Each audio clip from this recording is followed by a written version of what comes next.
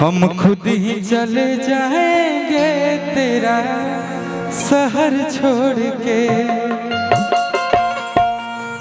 एगो गाना हम गौले बानी कि ऐसे ना जा खफा होके मुँह मुझसे मोड़ के,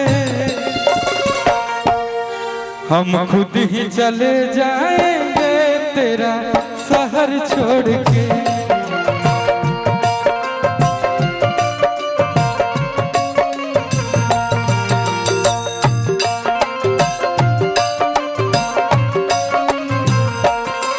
ऐसे ना जा खफा होके,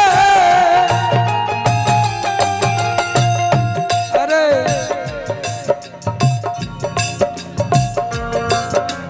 भैया भैया का कहीं चाचा बैठल बड़े अगुए में। ऐसे ना जा खफा होके,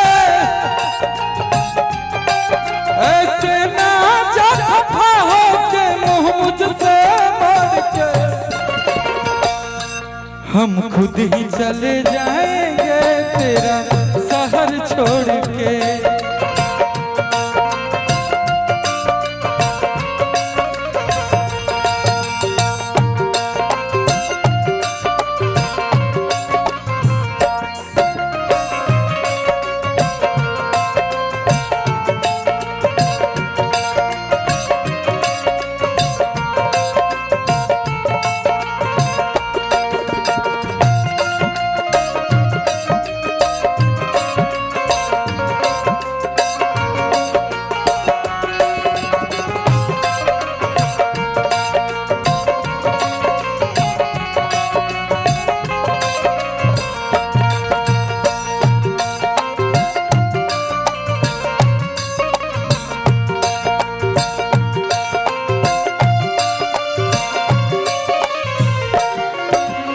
और का कुछ गम नहीं है इसका, मिटे मेरे अरमान।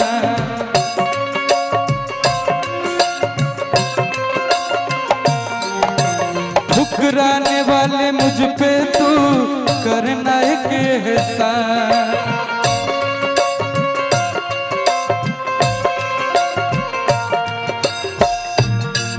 एहसास तुझे भी होगा,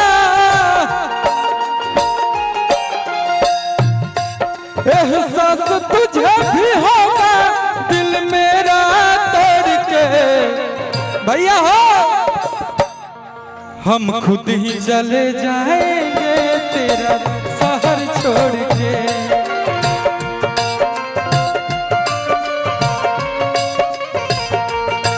हम खुद ही चले जाएंगे तेरा